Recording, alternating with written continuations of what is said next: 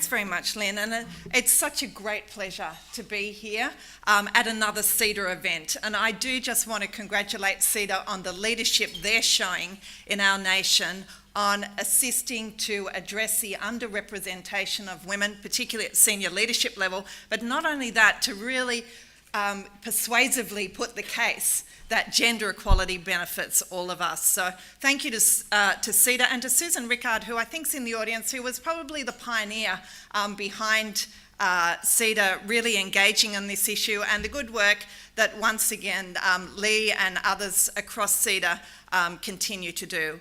So today I'll talk about two issues that sit at the very heart of women's participation and women's workforce participation. So firstly, I want to talk about the experience of pregnant women prior to, during, and on their return to work. And you may know that I've recently completed the national inquiry into pregnancy, parental leave, and return to work discrimination. So I want to make some observations about that. And then I want to talk about the ongoing issue of sexual harassment. And then to suggest ways that each of us as leaders can step up and show strong and visible leadership on the issue of gender equality. In June 2013, I was asked by the then Attorney General, Mark Dreyfus, on behalf of the Australian Human Rights Commission, to conduct a national review to identify the nature, the prevalence, and the consequences of discrimination related to three periods. First one is pregnancy, when you tell the boss, your manager, that you're pregnant. The second period is when you go on parental leave. And the third period is when you come back into work and often want a flexible work arrangement. And we were to look not just at the issue for women, but to also look at the issue for men on return from parental leave. And I have to say I was keen to undertake this review for a number of reasons. As Australia's Sex Discrimination Commissioner and also a mother of two, a boy and a girl, one who's just doing his HSC at the minute and a daughter, I believe that caring is one of the most important roles any of us undertakes. It is the ultimate expression of our humanity. I also strongly believe that caring and work should not sit at opposite ends of one hard choice. So I was deeply committed to moving ahead with this review. And the review was informed by a rigorous evidence base. In fact, we conducted the first ever nationally representative survey of mothers' experience of discrimination during those three periods: pregnancy, parental leave, and return to work. Not only that, we are now the only nation that has good data. The first of its kind is a strong prevalence survey of the experiences of fathers and partners returning back to work. And I was keen that we set out on this journey in collaboration with employers in this nation, because employers are required to manage the issues of pregnancy, also the unions and some community sector groups. So we set up a reference group right at the beginning to bring everyone together. And one thing we agreed on is that discrimination has a cost to everyone.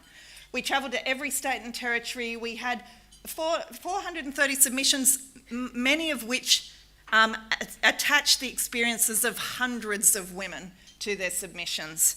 And in fact, we had responses from HR managers also all across this country. Alarmingly, what our quantitative research revealed is not only does discrimination exist, but it's systemic and it's pervasive. It goes from the most junior rungs of the labour market right through to the most senior. And these findings, I have to say, were all the more startling given that there's a strong legal framework in Australia aimed at preventing discrimination based on pregnancy and return to work.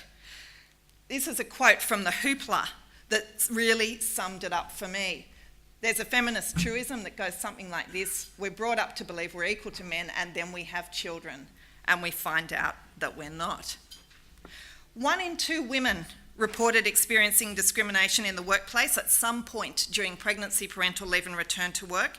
And I have to say, they were mothers from all walks of life, from all sectors, all industries. And the discrimination took many forms, from negative and demeaning attitudes such as, oh, it's placenta brain back in the office again, right through to statements such as your choice, the job or the baby, or immediately exiting people out of the organisation. But I have to say, what was most distressing for me as Australia's Sex Discrimination Commissioner is that many of the discriminatory attitudes and behaviours came from women themselves. Female managers, female co-workers, many of them with children. So it's a very complex picture, because I kind of went into the inquiry with and I hate to admit this, but with a little box done up in a bow with men's discriminatory views in there, and I just put them all in there. That's absolutely not the picture. This discrimination impacts on women's workforce retention. Let me just share some facts. Nearly a third of mothers, so 32%, who experience discrimination either immediately look for another job or they resigned. Not only that, 22% of mothers who experience discrimination left the labour market entirely, as opposed to 14% of women who didn't. And 1 in 5 mothers, 18%, indicated that they were either made redundant, restructured, dismissed, or their contract was not renewed at some time over this period. Alarmingly, this issue is a very deeply hidden issue. The large majority of mothers, and that's 91% of mothers who experienced discrimination, did not make any form of formal complaint. And I kind of get that, because the emotional energy of welcoming a new baby into your family's hard enough without being prepared to step up and pursue some kind of formal complaint. They suffered in silence, and when I talked to them about that, and when I looked at the quantitative data, that was about the fear of victimisation and being labelled a troublemaker. What about the father's experience? Well, what we do know is that, Roy Morgan on our behalf carried out 20-minute interviews with 1,000 men who had taken what they call the dad and partner pay within the previous 12 months. So these are men who took less than 4 weeks. Most of them took 2 weeks parental leave. So a very short period of time. And you see there 27% reported also facing discrimination. Another unexpected finding from the survey was that the rates of pregnancy and return to work discrimination are worse in large organisations. Now, who would have thought that? Large organisations have great family-friendly policies, strong programs. The fact is, you can have the best policies in the world. If they're not implemented and playing out on the ground, then discrimination will still occur. It also seems that small businesses can be more agile, they can be more innovative, and I saw some great examples from small business of really innovative things that were happening. And just to give you one example of that, I went to a small business up in the Northern Territory, had 30 employees. They were an automotive business.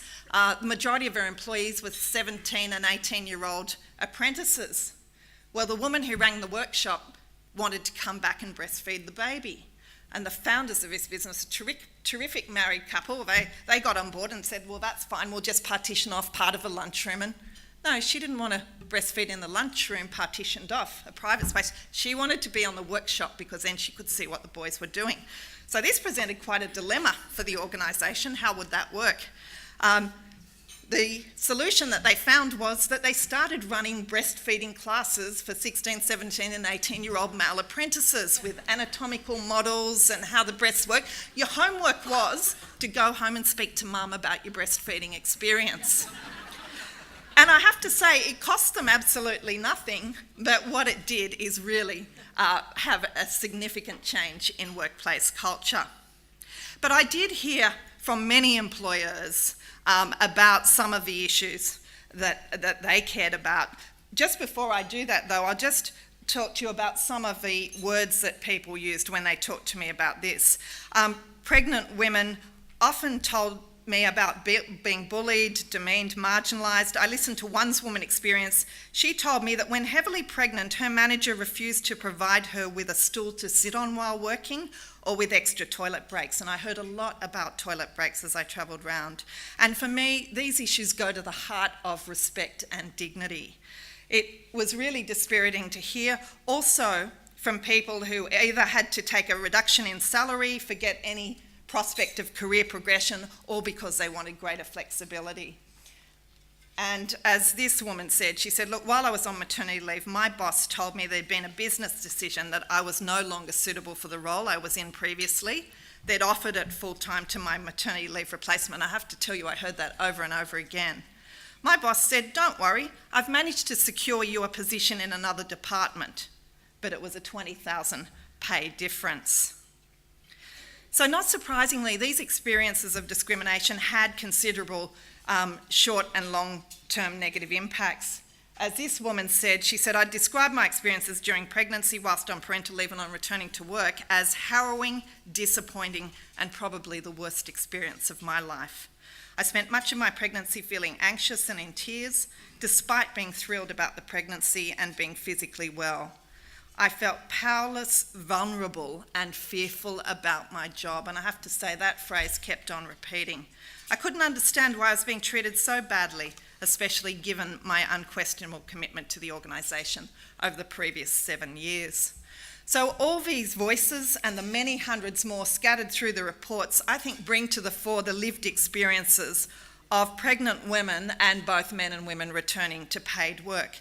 And I think what this side of the analysis teaches us is that discrimination in this area, it's real, it's pervasive, it's well hidden, its impact can be devastating, and it's a major barrier to the full and equal participation of women and new parents in Australia's workforce. But as I said, it has many faces. Employers, really many well-intentioned employers were struggling to understand what to do. They told me the legislative framework is confusing, there's problems balancing the competing demands of a business with the needs of pregnant employees. There's a management skills gap. Often managers just don't know how to manage people who are virtually and physically present. They find training replacement employees difficult, and also keeping in touch with parents on parental leave, and operating in an environment of uncertainty.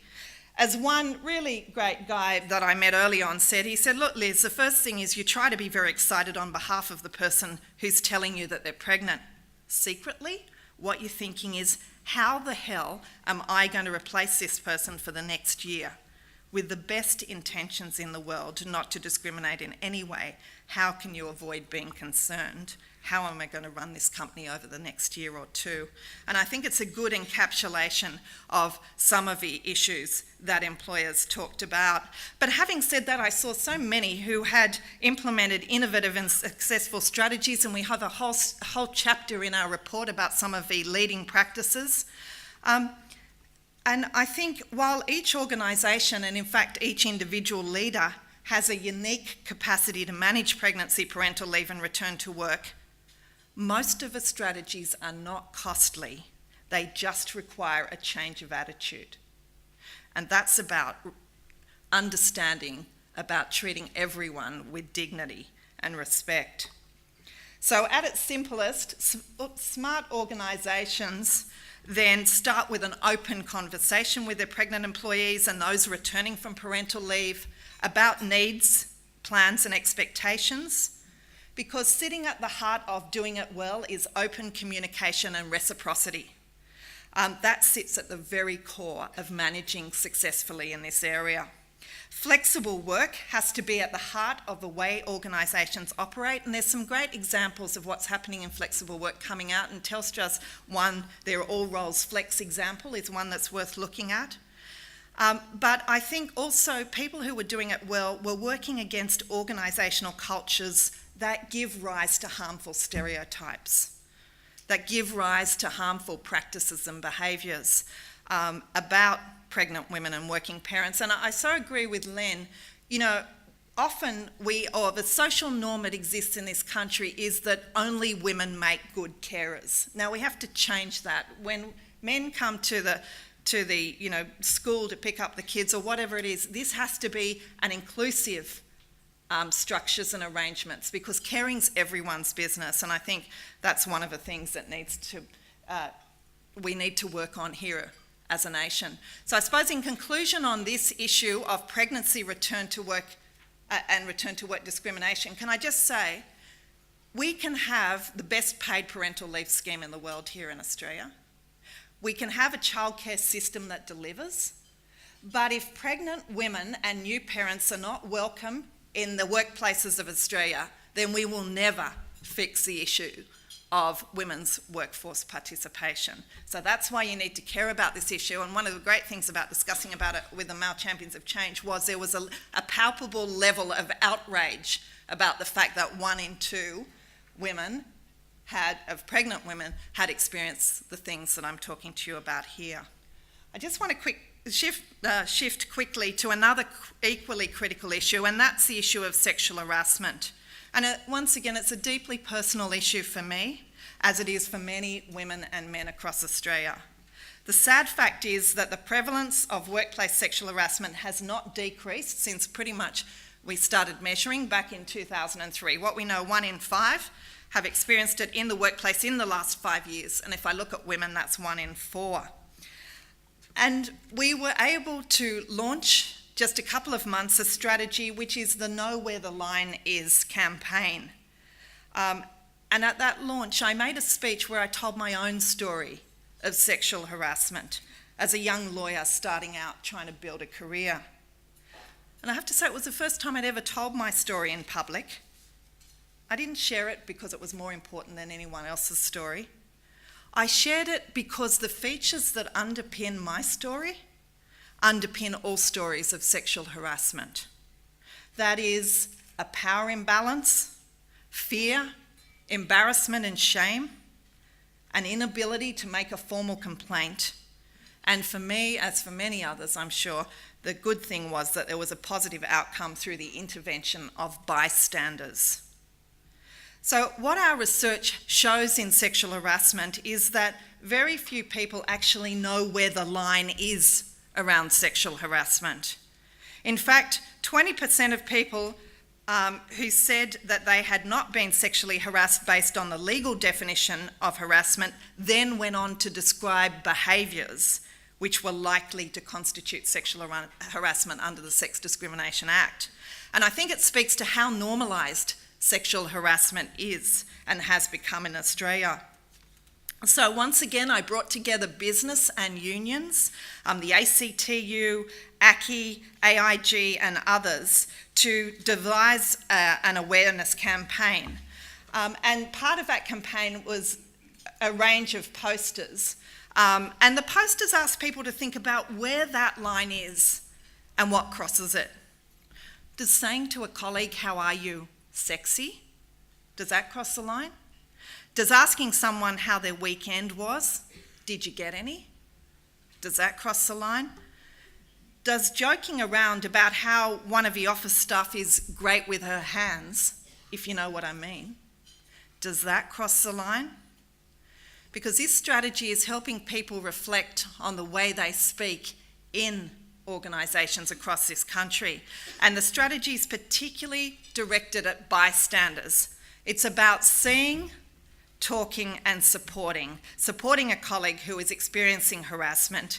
And when you step up and take this step, you can help them to feel safe at work again. Because what we know that is, if we are to empower bystanders, 3 things have to exist. Those people have to know they work in an organisation which has a 0 tolerance to sexual harassment, that action will be taken, and that thirdly, they won't be victimised for speaking out. So that's the culture, the safe reporting and culture that we're all trying to move towards. So today I've discussed 2 barriers which I think, which I know lie at the heart of women's workforce participation and the leadership of women in this nation. Changing this picture requires collective commitment from all leaders, a commitment to create workplaces where people can balance work and care, a commitment to create environments that are free from sexual harassment.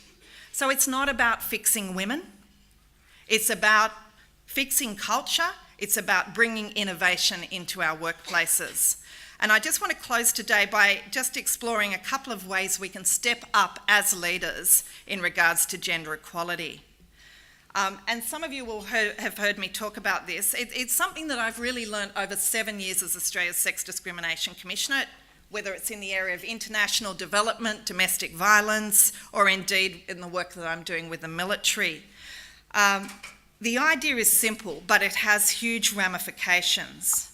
And that is that equality cannot occur without the commitment from both women and men.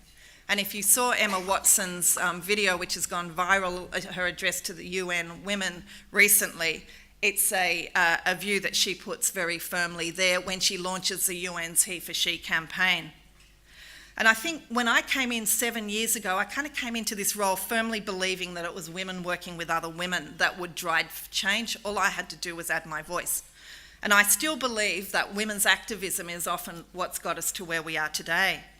But the fact is, the figures don't lie. Fewer than 1 in 10 executives in AX 500 companies is female. Less than 4% of the CEOs of our top companies are women. And I think quite shocking is that in Australia in 2013, 63%, that's right, 63% of ASX 500 companies had no women at all in their most senior decision-making positions. Now, I don't want to say that's all bad because there are so many fabulous, talented women in leadership already driving change across organisations. There are many in this room, there's one sitting right beside me. But the fact is we have a long way to go. And I think one of the reasons change is so slow is that we fail to embrace on an emotional level the case for change. The fact is, from the minute we put our feet on the ground, we're looking around, what's mum doing, what's dad doing, who's making my lunches, who's teaching, who has power, who has economic independence, and we construct what I call a gender schema. It's a shorthand belief system so that we can navigate the complexity of the world. It's very important, but it goes to the core of our beliefs. And I think those thoughts that we've internalised at a very young age, those beliefs clash with this case for change. It makes it very difficult for many of us to accept a new model, a model where leadership and power is shared between both men and women. So that's one reason it's slow to create change. The second reason I think that many initiatives fail is that they focus solely on engaging and changing women, from the way women network to the way women lead. And when you think about it, to look to women alone to change the status quo, it's an illogical approach because the levers of power are sitting in the hands of men. If we want change, we need men taking the message of change to other men. And I think that that's a critical insight. So we also have to engage both the head and the heart, and that's really where we got to with the Male Champions of Change strategy. It is a disruptive strategy. It is controversial because it focuses on men. And it was met with some resistance. And that's just a picture from one of the events that was held in November last year. Some of you may have attended that. And I'm going to let Martin, Stephen and Glenn, they can comment on how the strategy works and their part in it and things that maybe should be different. But I suppose as their convener, what I'm interested in is I'm interested in results. This is just one string to our collective bow, but it's a recognition that the rules of work have been invented by men for men. And that's why we need men to step up beside women and start to work with us to change it. Because it's not about men speaking for women, it's not about men saving women, it's about men stepping up beside women so that both men and women can move forward. Just in summary, how the group meets, it meets a minimum 4 times a year, no delegates accepted. This is a high-level CEO group. And the men understand that without expertise from senior diversity professionals, their deliberations will be limited. So it's really supported by a strong group of diversity and HR specialists. And there's done a number of things. I just want to really comment on one. It's one that Lynn referred to, and that is the leadership shadow. Because if you are thinking of stepping up as a leader on this issue, that would be the place to start. So the men worked with the chief executive women to develop a model which has 4 elements. those elements are what I say, what I do, what I prioritise, and what I measure. So they looked in a lot of detail at the 4 elements of their leadership, and they realised that their current leadership wasn't where they aspired to be. And on the basis of that model, which has been cascaded through many organisations, they've been able to really engage in changing some of those things. And in fact, that's some of the deliberations around the leadership's shadow. But I think what the Male Champions of Change has done is it's opened up a safe space for men to learn, because this stuff is hard. And no one has the answers, and particularly not the Male Champions of Change. They don't believe they have the answers. They just want to connect with others so that collectively they can work on finding solutions. As Mike Smith, the chief of ANZ, said, he said, look, this is a self-help group without the group hugs. I can confirm that, without the group hugs. But they're doing a lot of advocacy. They've taken the panel pledge. They're using the 50-50. If not, why not? You can see the work that they're doing on the Male Champions of Change website. And most importantly, they're out not just in Australia, but in New York, New Zealand, Washington, Tokyo, Brazil, London, countries around the world who are also interested in adopting a Male Champions of Change strategy. They're out very actively speaking at many events to encourage other men to get on board. So I look forward to exploring in the panel with you some of the things that I've talked about today, but to really put the challenge out. And I think it's a challenge that Emma Watson, in her speech to the UN just 2 days ago, put out. She said, in relation to progressing gender equality, she said, if not you, then who?